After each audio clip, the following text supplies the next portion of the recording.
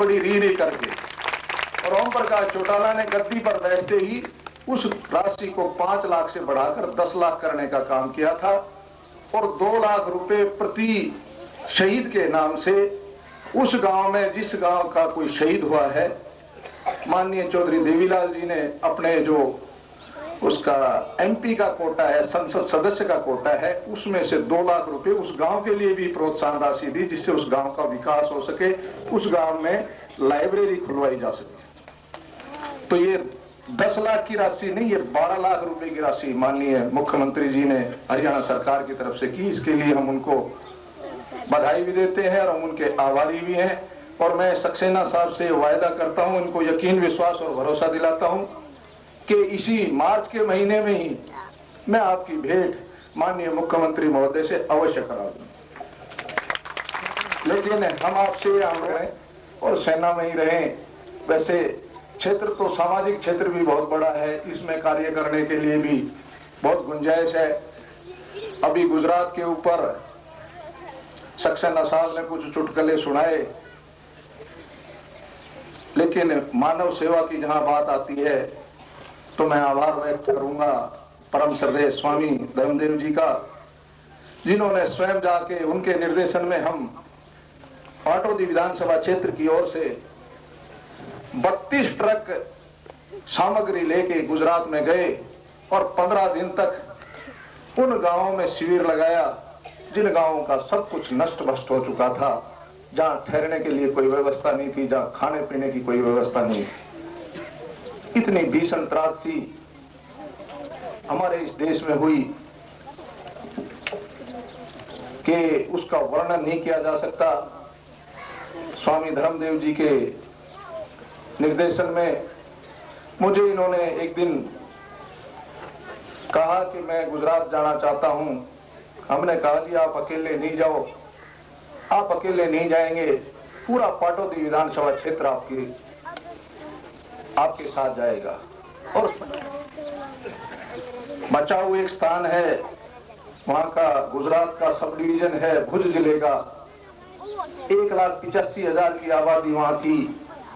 जिस दिन हम स्वामी जी हम गए तो सिर्फ वहां मलबे का ढेर बचा हुआ है, वहां कोई जीवन के आसार नहीं है। एक व्यक्ति वहां का हमें मिला, हमने उससे पूछा कि भी कितने लोग इस शहर में मरे हैं, तो उसने हमसे पलट के प्रश्न किया कि ये पूछो कि कितने बचे।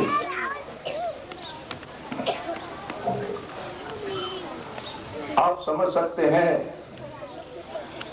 कि जिस शहर की आबादी 1,85,000 हो और उसमें से मात्र 25 या 30% लोग बचे हों, तो पूरे क्षेत्र में, पूरे भुज डिस्ट्रिक्ट में जहां वो भूकंप की त्रासदी रही, कितने लोग मरे होंगे। अभी दफन है लोग बिल्डिंगों के नीचे, कोई निकालने की व्यवस्था नहीं हो सकी है। 4-4, 5-5 मंजिलें नीचे ध्वस्त हो गई है। अभी प्रकृति की और शिक्षा की बात हो रही थी, तो प्रकृति से हम जितना खिलवाड़ करेंगे उतना ही हमें नुकसान रहेगा। प्रकृति को तो साथ लेकर जिस प्रकार से प्रकृति चलाती है उसी प्रकार से हमें चलना चाहिए। हो सकता है भगवान की यही नीति हो, लेकिन उसके बाद भी आज तक 500 के करीब झटके आ चुके हैं। हरियाणा में भी कल भिवानी जिसका केंद्र था, चरखी दादरी जिसका केंद्र था, भूकंप का एक झटका आया। और आज के अखबारों में फोटो है लोहारू में, और लोहारू के आसपास मकानों में कुछ दरारें भी आई है, कोई एक बिल्डिंग गिरी भी है।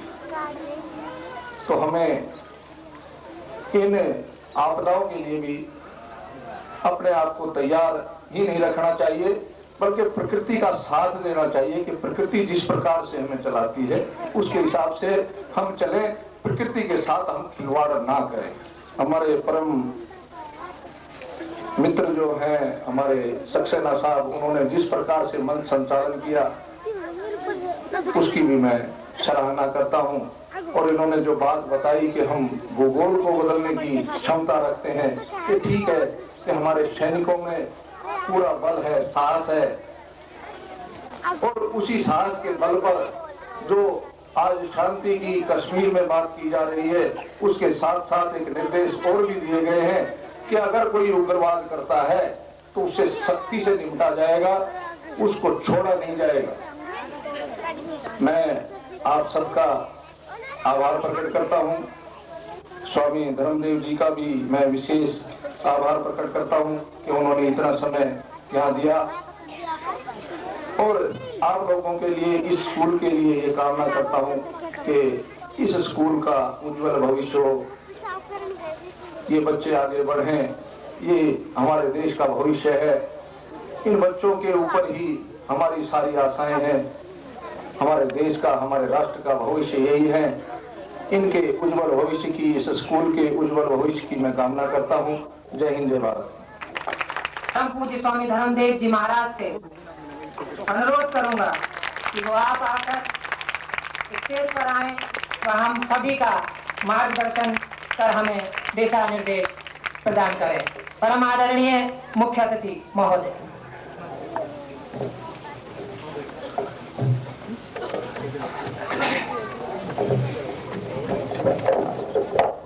भरतारं दातारं सर्वसंपदां लोकाभिरामं श्रीरामं भूयो भूयो नमाम्यहम्। रामाय रामभद्राय रामचन्द्राय मानसे रघुनाथाय नाथाय सीताया पते नमः। तुलितबलधाम हेमशैलावदेहम् धनुजवन कृशानुं ज्ञानिनाम् अग्रगण्यं सकल गुणनिधानं वानराणामधीशं रघुपति प्रिय भक्तं वातजातं नमामि।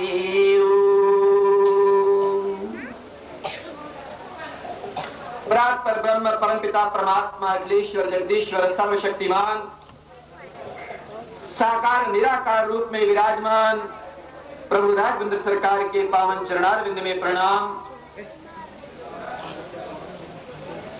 हमारे परम स्नेहास्पद, परम प्रेमास्पद,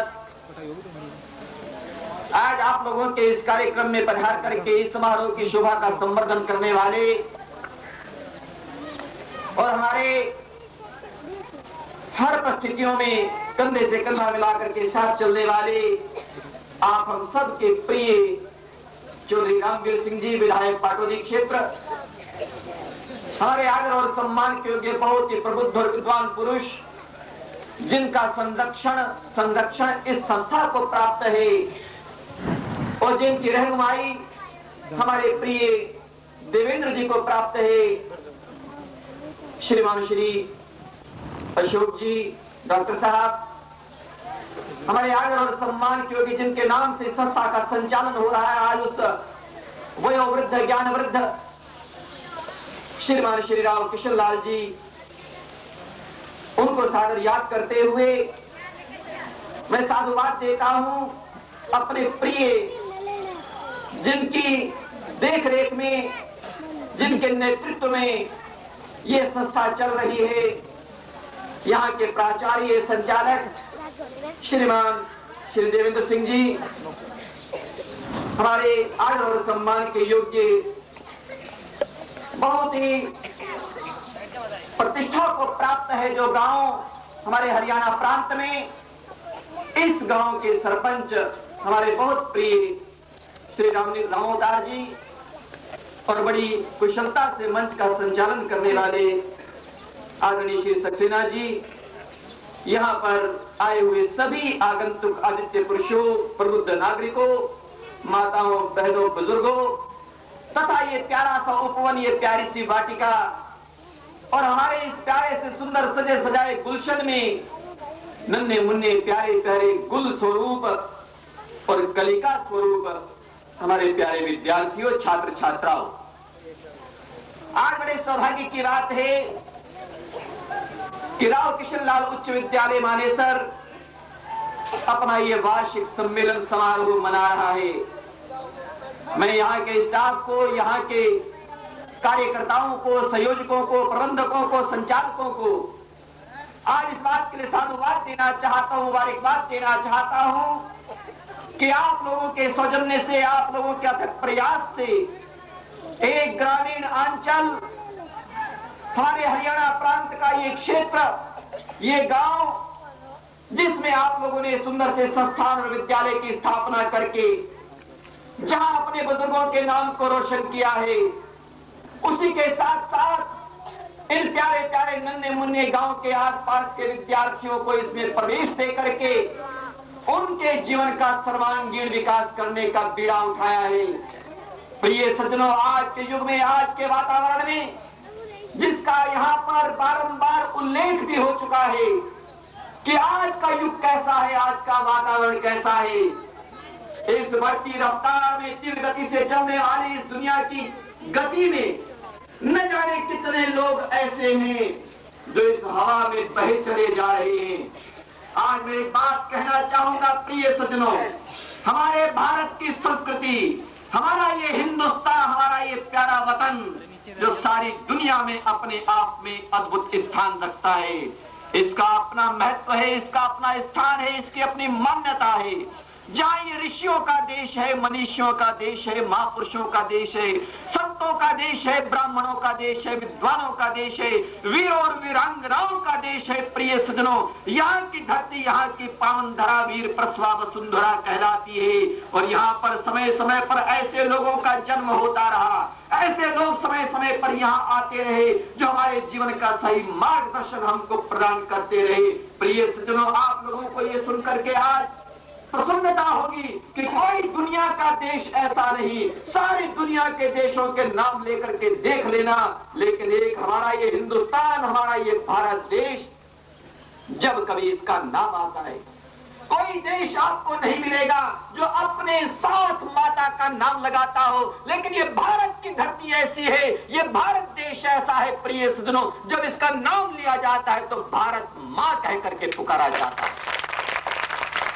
ये बात मैं इसलिए कहना चाहता था कि हमारे जीवन में अगर सबसे अधिक महत्व है तो हमारी ममतामयी माँ का हुआ करता है, जो हमारे जीवन का निर्माण करती है। अरे सौभाग्य है हम लोगों का कि जो हम भारत की धरती को माँ कहते हैं, हम गैया को मैया कहते हैं, हम गंगा को मैया कहते हैं, और हर बुजुर्ग माता को अपनी माँ कह करके पुकारते हैं और उनका अपने जीवन में संपूर्ण आशीर्वाद प्राप्त करते हैं। आज बच्चों, इसी बात के माध्यम से मैं कहना चाहता था, ये हमारी शिक्षा का एक अभिन्न अंग है जो आज यहाँ पर बातें कही गई है या कही जा रही हैं। ये मत समझ लेना कि शिक्षा से अलग हट करके कोई बात कही जाएगी। यहाँ हमारे आदरणीय श्री अशोक जी बहुत सुंदर बातें आप लोगों को दे करके गए, हमारे आदरणीय प्रिय चौधरी रामवीर सिंह जी और हमारे आदरणीय मंच संचालक जी, अनेकों जितने भी यहाँ पर वक्ता लोग आए, यहाँ पर मंचन हुआ, सांस्कृतिक कल्चरल प्रोग्राम आप लोगों ने देखे, और कहीं न कहीं आप लोगों को ये जरूर प्राप्त हुआ होगा कि ये सब कुछ शिक्षा से सामंजस्य स्थापित करने वाली बात थी।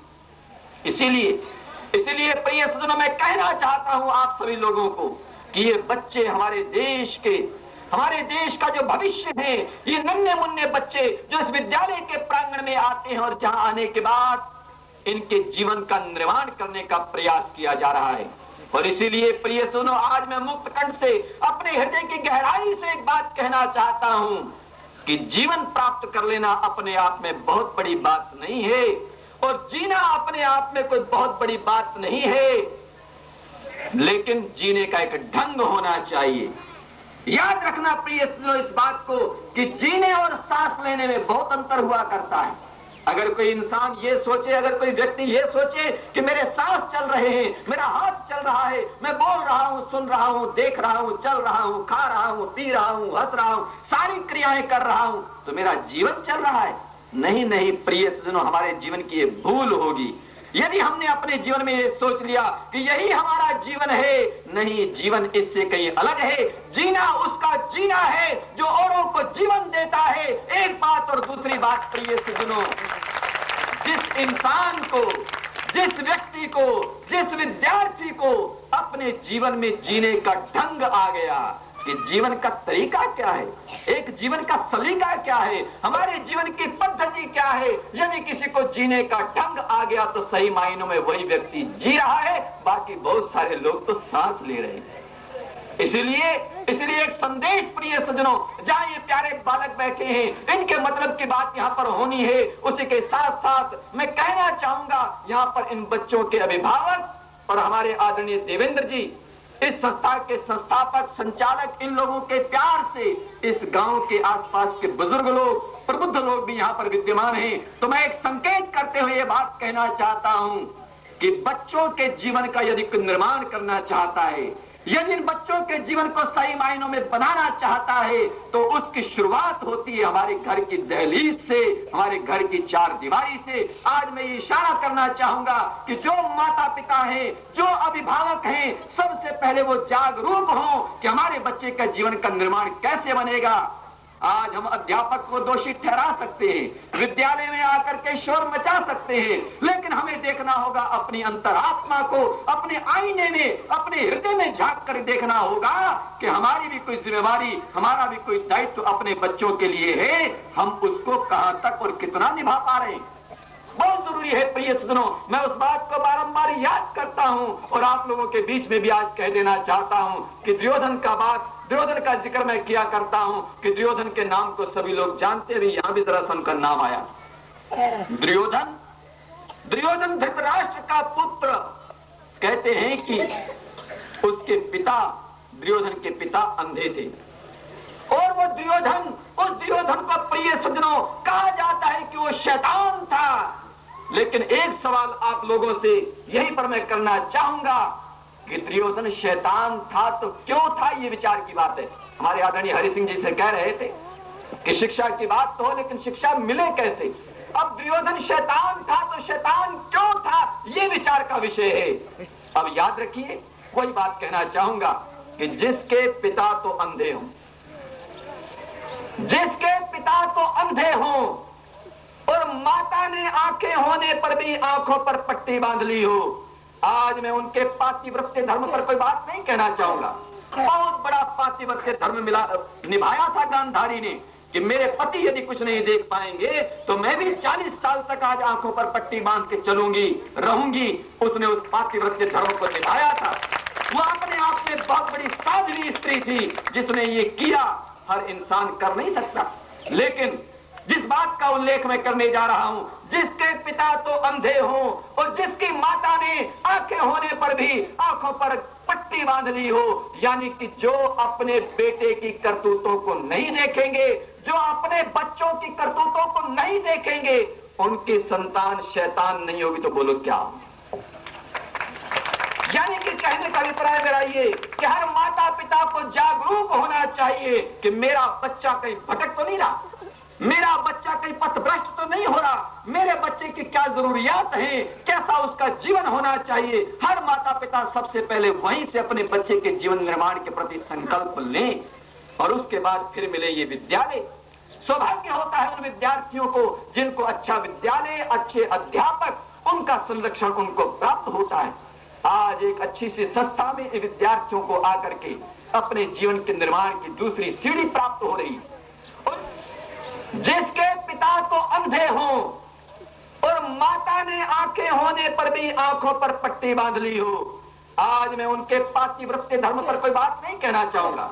बहुत बड़ा पातिव्रत्य धर्म निभाया था गांधारी ने कि मेरे पति यदि कुछ नहीं देख पाएंगे तो मैं भी 40 साल तक आज आंखों पर पट्टी बांध के चलूंगी, रहूंगी। उसने उस पातिव्रत्य धर्म को निभाया था।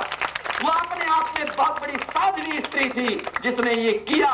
हर इंसान कर नहीं सकता, लेकिन जिस बात का उल्लेख मैं करने जा रहा हूं, जिसके पिता तो अंधे हों और जिसकी माता ने आंखें होने पर भी आंखों पर पट्टी बांध ली हो, यानी कि जो अपने बेटे की करतूतों को नहीं देखेंगे, जो अपने बच्चों की करतूतों को नहीं देखेंगे, उनकी संतान शैतान नहीं होगी तो बोलो क्या। यानी कि कहने का अभिप्राय मेरा ये कि हर माता पिता को जागरूक होना चाहिए कि मेरा बच्चा कहीं भटक तो नहीं रहा, मेरा बच्चा कहीं पथभ्रष्ट तो नहीं हो रहा, मेरे बच्चे की क्या जरूरियात हैं, कैसा उसका जीवन होना चाहिए। हर माता पिता सबसे पहले वहीं से अपने बच्चे के जीवन निर्माण के प्रति संकल्प लें और उसके बाद फिर मिले ये विद्यालय। सौभाग्य होता है उन विद्यार्थियों को जिनको अच्छा विद्यालय, अच्छे अध्यापक, उनका संरक्षण उनको प्राप्त होता है। आज एक अच्छी सी संस्था में विद्यार्थियों को आकर के अपने जीवन के निर्माण की दूसरी सीढ़ी प्राप्त हो रही।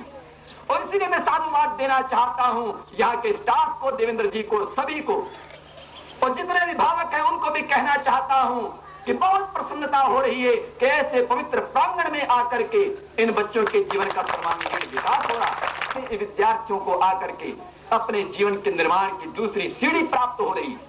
और इसीलिए मैं साधुवाद देना चाहता हूं यहाँ के स्टाफ को, देवेंद्र जी को, सभी को, और जितने अभिभावक हैं उनको भी कहना चाहता हूं कि बहुत प्रसन्नता हो रही है कि ऐसे पवित्र प्रांगण में आकर के इन बच्चों के जीवन का सर्वांगीण विकास हो रहा है। बहुत जरूरी बात है प्रिय सज्जनों।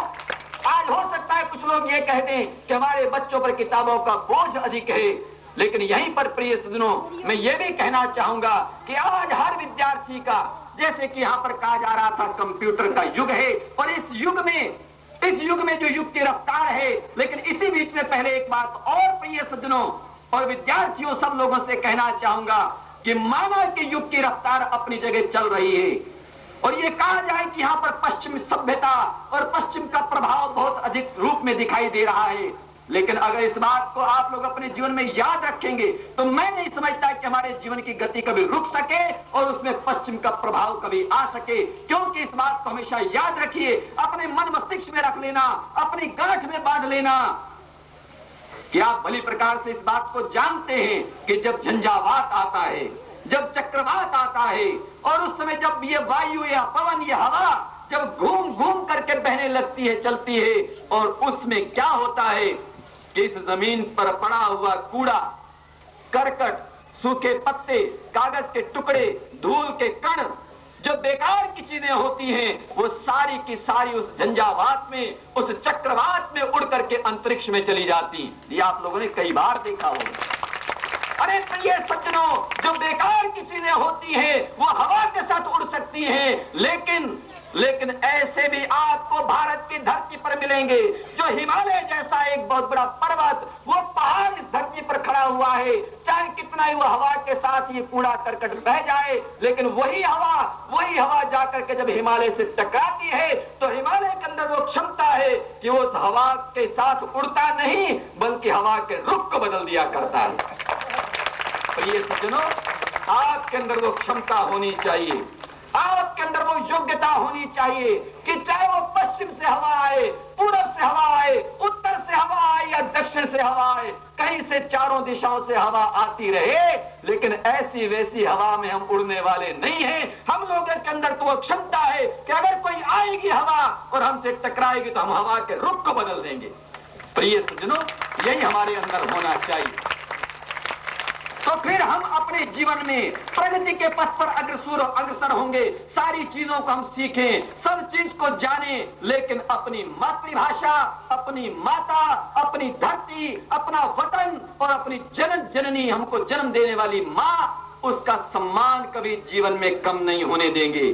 क्या हुआ यदि हमने अंग्रेजी पढ़ भी ली, उससे कोई फर्क नहीं पड़ने वाला, कोई बुराई भी नहीं है।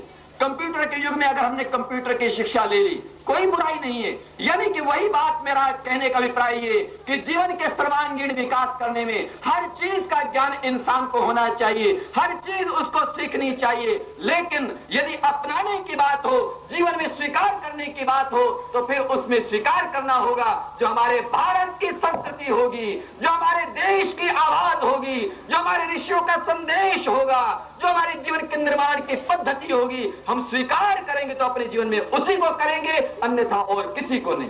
ये हमारे जीवन में होना चाहिए।